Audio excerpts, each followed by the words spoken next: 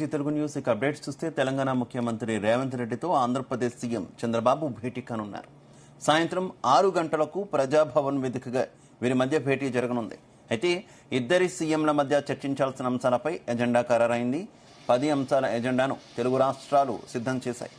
కాగా ఆంధ్రప్రదేశ్ నుంచి సమావేశానికి అనగాని బీసీ జనార్దన్ రెడ్డి, కందుల దుర్గేష్ హాజరు కానున్నారు.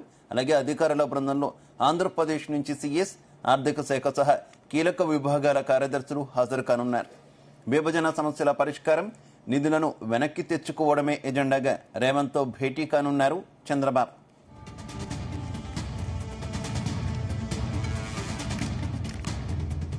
అంతేకాకుండా ఆంధ్రప్రదేశ్ పునర్వ్యవస్థీకరణ చట్టంలోని షెడ్యూల్ 9, 10 సంస్థల ఆస్తుల పంపకాలపై చర్చించుకునే అవకాశం ఉన్నట్టు తెలుస్తోంది. షీలాబేడి కమిటీ సిఫార్సులను సమీక్షించనున్నారు తెలుగు రాష్ట్రాల సీఎంలు.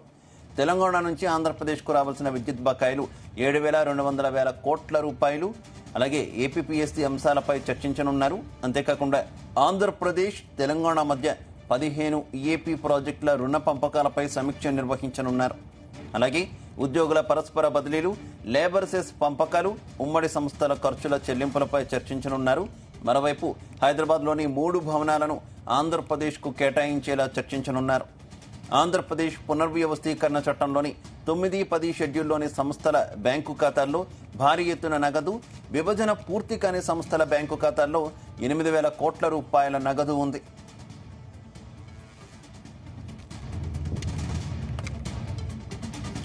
రైట్, ఇక ఇరువురు సీఎంల భేటీకి సంబంధించి మరింత సమాచారం మా కరెస్పాండెంట్ శ్రీచరణ్ అందిస్తారు. Sricharan, very good morning.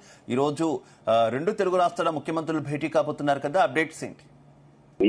Shiva, good morning. ఈ రోజు 2 తెలుగు రాష్ట్రాల ముఖ్యమంత్రులు సాయంత్రం 6 గంటలకు ప్రజాభవన్ వేదికగా కూడా వీరి మధ్య భేటీ జరగనుంది. అయితే ఇద్దరి సీఎంల మధ్య చర్చించాల్సిన అంశాలు కూడా అజెండా ఖరారైందని కూడా ప్రస్తుతము ప్రభుత్వ వర్గాలు పేర్కొంటున్నాయి. దాదాపు 10 అంశాల అజెండాను తెలుగు రాష్ట్రాలకు మొత్తం ఇద్దరు రాష్ట్రాల ముఖ్యమంత్రులు, అధికారులు, మంత్రులు అందరూ కలిసి కూర్చొని చర్చించే విధంగా కూడా సిద్ధమయ్యాయని కూడా చెప్తున్నారు ప్రస్తుతము. అయితే ఇరు రాష్ట్రాల ముఖ్యమంత్రులతో పాటు చీఫ్ సెక్రటరీలు, ఫినాన్స్ సెక్రటరీలతో పాటు ప్రిన్సిపల్ సెక్రటరీలు, ముఖ్య అధికారులు కూడా ఈ కీలక సమావేశంలో కూడా వారు కూడా హాజరు కానున్నారు. సో ఇక్కడ ప్రధానంగా చర్చ వచ్చేది 9th, 10th షెడ్యూల్ తో పాటు 2014లో రాష్ట్ర విభజన తర్వాత ఇమ్మీడియట్ గా కూడా చంద్రబాబు నాయుడు, అప్పుడు ఉమ్మడి ఆంధ్రప్రదేశ్ మొదటి ముఖ్యమంత్రి నారా చంద్రబాబు నాయుడు ఢిల్లీ పెద్దల దగ్గరికి వెళ్లి ఆర్డినెన్స్ ద్వారా 7 మండలాలు ఏవైతే ఉన్నాయో ఆంధ్రప్రదేశ్ లో విలీనం చేసిన విషయం తెలిసింది. ఆ ఆర్డినెన్స్ ద్వారా 7 మండలాలని ఏదైతే విలీనం చేసిన దాంట్లో ఇప్పుడు భద్రాద్రి జిల్లాలోని భద్రాచలం కింద 4 గ్రామాలు, 4-5 గ్రామాలు ఉన్నాయి. ఇప్పుడు అవన్నీ కూడా తెలంగాణ రాష్ట్రంలో అవి కల్పాలని కూడా తెలంగాణ ముఖ్యమంత్రి రేవంత్ రెడ్డి ఆంధ్రప్రదేశ్ ముఖ్యమంత్రి చంద్రబాబు నాయుడుతో చర్చించే అవకాశం ఉంది. ఎందుకంటే అది జియోగ్రఫికల్ గా కానీ టెక్నికల్ గా చూసుకున్నా కూడా అది నియర్ బై భద్రాచలం ఉంది. భద్రాచలం తాలూకు కిందే ఇప్పటికీ కూడా ఆ గ్రామాలు కూడా పరిగణించబడతాయి అనేది కూడా ప్రభుత్వ వర్గాలు చెబుతున్నాయి. సో ఈ నేపథ్యంలో ఆ 4-5 గ్రామాల గురించి ఖచ్చితంగా ముఖ్యమంత్రి రేవంత్ రెడ్డి ఆంధ్రప్రదేశ్ ముఖ్యమంత్రి చంద్రబాబు నాయుడు దగ్గర ప్రస్తావన తెచ్చే ఇదొక కీలక అంశంగా కూడా ఈ రోజు కూడా వాళ్ళు డిస్కస్ చేయనున్నారు. అంతేకాకుండా ఏపీ పునర్వ్యవస్థీకరణ చట్టంలోని షెడ్యూల్ 9, 10 సంస్థల ఆస్తుల పంపకాలపైన చర్చించేందుకు కూడా అవకాశాలు ఉన్నట్లు కూడా తెలుస్తోంది.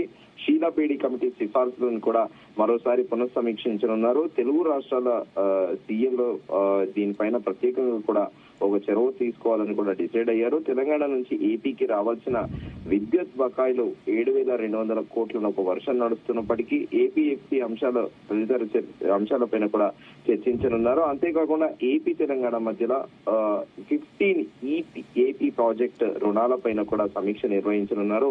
అలాగే ఉద్యోగుల పరస్పర బదిలీ, లేబర్ సెస్ పంపకాలు, ఉమ్మడి సంస్థల ఖర్చుల చెల్లింపులపైన కూడా చర్చించనున్నారు. మరోవైపు హైదరాబాద్ లోని 3 భవనాలను ఏపీకి కేటాయించేలా కూడా చర్చించనున్నారని ప్రస్తుతానికి సమాచారం. ఏపీ పునర్వ్యవస్థీకరణ చట్టంలోని 9, 10 షెడ్యూల్లోని సంస్థల బ్యాంకుల ఖాతాల్లో కూడా భారీ ఎత్తున నగదు, అది ఇంతవరకు కూడా విభజన పూర్తి కాని సంస్థల బ్యాంకుల ఖాతాల్లో దాదాపు 8,000 కోట్ల రూపాయలు ఉండొచ్చని కూడా ప్రభుత్వ వర్గాలు తెలుస్తున్నాయి. అయితే ఏపీ తెలంగాణ మధ్య గత 10 ఏళ్లుగా కూడా సంస్థల విభజన పూర్తి కాలేదు. ఈ సంస్థలకు చెందిన 8,000 కోట్ల రూపాయలు దాదాపు 2 రాష్ట్రాలు వినియోగించుకోలేకపోయాయి. ప్రస్తుతం 2 తెలుగు రాష్ట్రాల అభివృద్ధికి, సంక్షేమ కార్యక్రమాలకు నిధుల కొరత ఉంది. అలాగే 9th షెడ్యూల్లో ఉన్న అగ్రస్థాయి సంస్థల్లో ఏపీ జెన్కో విలువ దాదాపు 2,448 కోట్లుగా కూడా నిర్ధారించారు అధికారులు.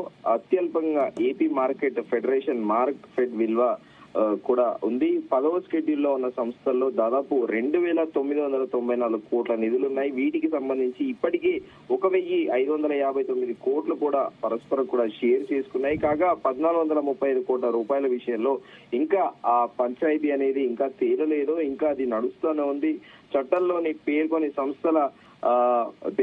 సంస్థల విభజన పైన కూడా సీఎంలు ఈ రోజు సమీక్ష చేయనున్నారు. కాగా ఆంధ్రప్రదేశ్ ముఖ్యమంత్రి చంద్రబాబు నాయుడు ఢిల్లీ నుండి నేరుగా హైదరాబాద్ రావడంతో టీడీపీ పార్టీ శ్రేణులు నిన్న ఈవినింగ్ కూడా స్వాగతం పలికిన విషయం తెలిసిందే. బేగంపేట ఎయిర్పోర్ట్ నుండి చంద్రబాబు బయటకు రాగానే జై తెలుగుదేశం, జై చంద్రబాబు అంటూ కూడా పెద్ద ఎత్తున నినాదాలు చేశారు. రోడ్డు మొత్తం కూడా నిన్న టీడీపీ పార్టీ శ్రేణులతో నిండిపోయింది. ఎయిర్పోర్ట్ నుండి జూబ్లీ హిల్స్ లోని చంద్రబాబు నివాసం వరకు కూడా ర్యాలీ కొనసాగించిన విషయం తెలిసిందే. అయితే ఇప్పుడు ఇక్కడ డివిజన్ ఆఫ్ ప్రాపర్టీస్ కింద 2 స్టేట్స్ కింద మరో వర్షన్ కూడా నడుస్తోంది.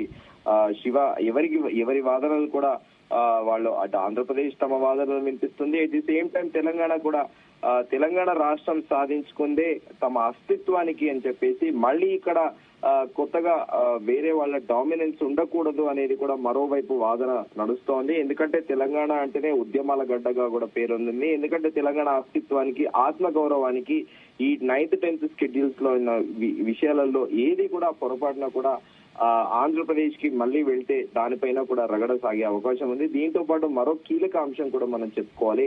కృష్ణా వాటర్ కి సంబంధించి దానిపైన కూడా ప్రత్యేకంగా కృష్ణ ట్రిబ్యునల్ కూడా ఉంది. ఇప్పుడు ఇరు రాష్ట్రాల ముఖ్యమంత్రులు ఈ నీళ్ల పంపకాల పైన కూర్చొని చర్చించుకుంటే వీళ్ళిద్దరూ కలిసి ఒక ఏకగ్రీవంగా ఒక నిర్ణయానికి వస్తే వీళ్ళు వెళ్తే ఆ ట్రిబ్యునల్ కు వెళ్లి ఆ ట్రిబ్యునల్ కూడా ప్రాపర్ గా కూడా ఒక గైడ్ లైన్స్ ఇస్తుంది వీళ్ళకి. అట్ ది సేమ్ టైం ఒక జడ్జిమెంట్ ఇచ్చే అవకాశం ఉంది.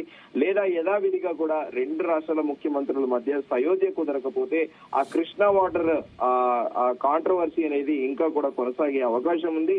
సో దీంతో పాటు ఈ హైదరాబాద్, పంజాగుట్ట, ఎర్రమంజిల్, పాటిగడ్డ, కుందన్బాగ్, మలక్పేట్, మాదన్నపేటలో ప్రభుత్వ ఉద్యోగుల నివాస గృహాల సముదాయాలు కూడా ఉన్నాయి. ఇవి కాక అంబర్పేట, పోలీస్ లేన్, మోయినాబాద్ లో గ్రే ఓన్ క్వార్టర్స్ కూడా ఉన్నాయి. ఇవన్నీ కలిపి 700 నుంచి 800 గృహాలు ఉంటాయని కూడా గవర్నమెంట్ ఒక అంచనా వేస్తుంది. 2019లో వీటి అప్పగింత కోసము అప్పట్లో గవర్నర్ గా ఉన్న నరసింహన్ సమక్షంలో ఒక ప్రయత్నం జరిగినా కూడా అది విఫలమైంది. చాలా మంది ఉద్యోగులు హైదరాబాద్ లో ఉంటూ ప్రత్యేక రైలు ద్వారా విజయవాడకు కూడా రాకపోకలు సాగిస్తున్నారని, ఆ క్వార్టర్స్ ను వాళ్ళకి కేటాయించుకుంటామని ప్రకటించి వాటికి అప్పగింతకు ఏపీ అభ్యంతరం తెలిపింది. కానీ ఒక్క నివాస గృహాన్ని అక్కడ ఉద్యోగులకు కూడా కేటాయించలేదు. అదేంటంటే మాకు 2024 వరకు టైం ఉందని అప్పటి ప్రభుత్వం వాదించింది. పైగా వాటిని వాడుకున్న రోజులు అప్పటికి ఎలక్ట్రిసిటీ బిల్ గానీ, కరెంట్ గానీ, water bill, house hold tax అవన్నీ కూడా వాటికి సంబంధించిన బిల్స్ అన్ని కూడా ఇప్పటికీ పెండింగ్ ఉన్నాయి. చివరికి ఆ నిర్మాణాలు కూడా పక్కన అంటే ఆ సబ్జెక్ట్ ని కంప్లీట్ గా పక్కన పెట్టారు. కానీ వాటిని అప్పగించడానికి మాత్రం ఆంధ్రప్రదేశ్ ప్రభుత్వము ఇప్పుడు ప్రస్తుతము వాటి కోసం పట్టుబడుతున్నట్టు కొన్ని వాటికి ససమేరా కూడా అంటున్నది కూడా సమాచారము. ఒకవేళ ఆ నివాస సముదాయాలను ఏపీ ఆనాడే తెలంగాణకి గిట మరో వర్షం నడుస్తుంది అప్పగించి ఉంటే వాటి ప్రభుత్వం ఇతర అవసరాలకు కూడా వినియోగించి ఉండేది. తెలంగాణ ప్రభుత్వము రిజిస్ట్రేషన్ కార్యాలయాలతో పాటు ఎక్సైజ్, పోలీస్ స్టేషన్లు, రవాణా శాఖ కార్యాలయాలు, అలాగే సోషల్ వెల్ఫేర్ హాస్టళ్లు, ఇలా ప్రస్తుతం అనేక సంస్థలు కూడా తెలంగాణ గవర్నమెంట్ అద్దె భవనాల్లో సాగిస్తోంది కార్యకలాపాలు. వాటి కోసం తెలంగాణ ప్రభుత్వము లక్షలాది రూపాయలు కూడా కిరాయి చెల్లిస్తుంది నెల అనేది కూడా మరో వర్షం నడుస్తోంది.